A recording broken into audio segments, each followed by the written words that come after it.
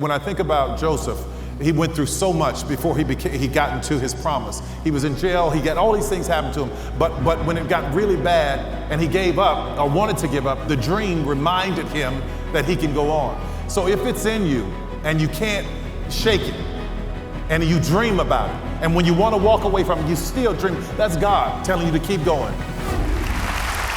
I went up a few months ago, Tyler, and we toured your facility, your studio. You bought 300 acres, the old Army base. And Fort McPherson, yeah. Yeah, tell us about that, and then about, I love about the entries, about what you did there. Yeah. Just, first off, it's a place, it's a studio where he's got probably 20 big studios where they shoot some of the biggest shows that we see on television today. Well, Tyler remodeled it. It's a magnificent place, but tell me a little bit about that other part. I was telling Pastor Joel this, when you come to the studio, when you drive in, there's only a couple of ways to get in, but when you drive in, you have to go through the gates. And what we did at the gates were we buried Bibles.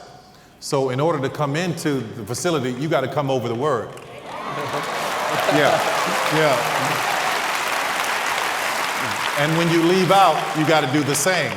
So you're blessed going and coming. And we put them under the foundations of all of the sound stages, and people, you should see people who don't know God. It's so funny. They're sitting around going, there's something very different about this place. The atmosphere here is really cool, don't you think? I said, yeah, I know. You can come stand right here for a little bit and tell me how cool it is. Tell me, Tyler, the old buildings there, about the presidents that say in the letter you found. All of let me tell you how wonderful this country is. I don't care what's going on in the country. This is a wonderful country.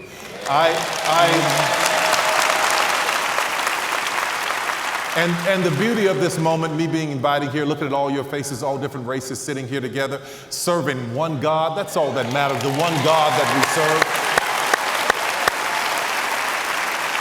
The reason I brought that up is because here was an Army base that was established 20 years after the abolishment of slavery. That was once a Confederate Army base that I now own. Wow. I mean, the miracle in that alone, Some of these houses were built in the 1800s, and President Roosevelt stayed there, Colin Powell stayed there, and we were doing some cleanup on one of them. They're beautiful houses, but some of them had some asbestos, so we brought in an asbestos team to remove it, and we had, after they left out, my cleaning crew went in from the studio, and they moved this cabinet that had been there for many, many years, and something fell out. It was a letter. They brought the letter to me, and I started reading it. When I read it, I got tears in my eyes, because what I realized is that this letter was written to me. But the letter was written October 29, 1969, by a 13-year-old boy in Atlanta, Georgia. He goes on to tell all these stories in the letter, and he's writing it about where he's come from, the country's at war, Nixon is the president. He's saying all this stuff, but there's one line that really caught my attention. He said, I know this sounds silly, but I've always wanted to write a letter to the future. So he wrote the letter October 29, 1969. Well, I was born September 14th, 1969. So I had only been on the planet 6 weeks. I'm there in my mother's arms in New Orleans.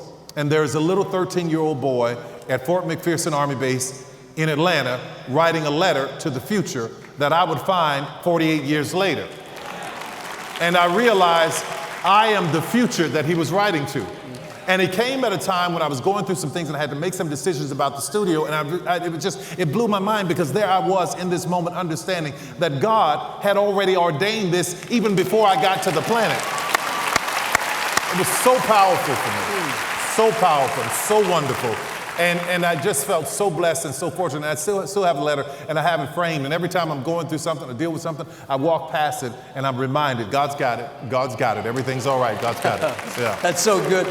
Tyler, somebody asked you about all your failures. Explain that. Yeah, this shocked a few people. They said, let's talk about your failures. I said, I don't have any. And I tell you why. I tell you why I say that. Because when you know that everything in your life is going to work together for your good. Listen, I look back on all the things in my life that I thought that should have been a failure, that should have been a failure, but when I really analyzed it, I realized those were teaching moments, those were molding moments, those were moving moments. And I realized, had that not happened, I wouldn't have been ready for this moment. Or had that situation not gone on, I wouldn't have been ready to go here. Had I not been able to live at that altitude, I wouldn't have been able to stand at this altitude. So what happened to me, as I look back on all those moments, I don't call them failures. I call them the grace of God, because it had brought me right where I needed to be. I love right it. Where I He's needed directing to be. our steps. Right I love it. where I needed to be. All right. Shift gears a minute. Where did Madea come from? Oh, Lord. You jump one I big can't gear find right her there. in the Bible. No, you can't find her in the Bible. You won't find her anywhere in the Bible. Madea, I have an aunt who lives here in Houston, and her name is Mayola Ciparan. And she and my mother, they're a cross between, Medea's a cross between both of those ladies. And you wouldn't want to run into either one of them in a dark alley late at night, because you try to snatch their purse, you're going to get snatched up. But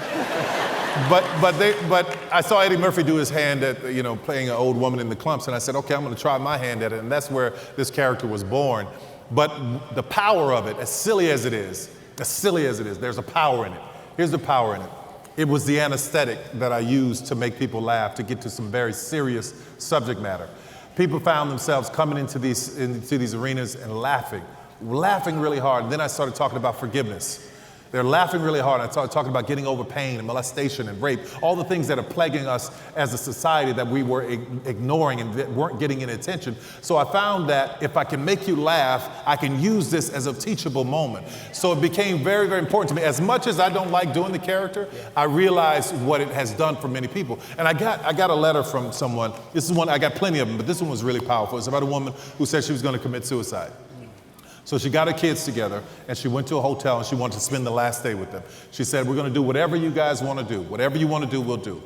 And she sent me this letter. This is before Facebook and all these other things. So I get this letter, and she's talking about what they wanted to do. They decided they wanted to see a Tyler Perry play. So she went, found one on bootleg. She brought it back to the hotel, and they watched it. Yeah, it's all right. And they watched it. But y'all don't buy bootleg. I know. But they watched it, and what happened was, as she was watching it, she started to laugh, and she started to be healed. And she sent me this letter saying, I no longer want to die. I feel like I can live and move on after seeing this play. So good. Yeah. Tyler, another important part of the story, jump back there a little bit, because your father didn't treat you right, a lot of bitterness, anger. Can you tell about how something broke there when you? Yeah, what broke in the moment, if you wonder what happened, like from the time when I started doing these shows to the time when they started to take off, what broke in the moment? Well, here I was with this script about adult survivors of child abuse, whose parents had abused them, and the characters in the show that I had written from my own mind had forgiven their abusers, but I hadn't forgiven my father. So one day we were on the phone before this show sold out, before everything changed. We were on the phone, and I got a chance to just say everything that was on my mind, because I wasn't the little boy anymore. I was a 6'6" man, and I wasn't afraid. And I started saying everything that I needed to say to him. And the things that came out of my mouth blew my mind. But at the end of it, what I heard was, I forgive you. I said, I forgive you to him. And something shifted in me. Something shifted. Let me tell you something. Forgiveness is so incredibly powerful. Forgiveness is not for the other person, it is for you. There are people living their lives who've done you wrong. They are happy walking down the street, not even thinking about you, but there you are holding on to unforgiveness. When I forgave this man, I found myself I was lost for a second, because my entire fuel was based on the negativity of not forgiving him. But once I forgave him, I had to find a way to find another source of fuel. So the negativity and all the darkness that I'd been through was the source. Now I needed a more positive source. Now I needed a good source, a pure source. It's like taking a car that runs on diesel and putting regular gasoline in it. And then all of a sudden you say drive, and something's going to go wrong. So you have to rework all the components inside of your mind to be able to understand how to function in positivity. So that shift for me was so incredible. Forgiveness did all of that for me. And the minute I did that, the minute I started to function and doing the right thing and being positive, I went from nobody coming to the show to not having enough seats for the people to get into the places. Wow. Powerful. Yeah. Last thing, Tyler, and I'll step down. I want to turn it over to you for your message. But, we're all trying to reach dreams today, and it's not easy. And you've hit the success, but give us some encouragement. What's a final thought for us on this section? Listen, don't give up. I know that sounds simple, but don't give up. If you go to bed with it and you wake up with it and you can't shake it, you go get a job and that dream is still in the back of your head. You're working for somebody else, but that dream is still in the back of your head. You're getting up every morning, 5 in the morning, going on somebody else's job. Let me tell you something. Honor that person that you're working for. Listen, because when you're faithful over someone else's, God will give you your own. So make sure you honor the person that you're working for. But at the same time, don't give up. The mantra at my studio is a place where even dreams believe. Because when I think about Joseph, he went through so much before he got into his promise. He was in jail. He got all these things happen to him. But when it got really bad and he gave up or wanted to give up, the dream reminded him that he can go on. So if it's in you and you can't shake it and you dream about it, and when you want to walk away from it, you still dream, that's God telling you to keep going. And if I can tell you anything else, please keep going. There are people whose lives and destiny are tied into you. Just think, had you stopped, all of these people, where would we be going to worship and hear a positive message? Do you understand what I mean? Yeah. So don't stop. Keep going. No matter what anybody says, you are worth it. And here's the thing about worthy. Get to worthy. Whatever you do, get to worthy. What does that mean? Understand that you are worth it. You deserve the good things. If God said it, you deserve it. And he did. His thoughts of you are pure, and he wants to give you a hope. You better grab me right now, because I'm getting ready to go somewhere on this thing right here. Go ahead, it's yours. But just don't give up. If I can tell you anything, don't give up. Don't give up.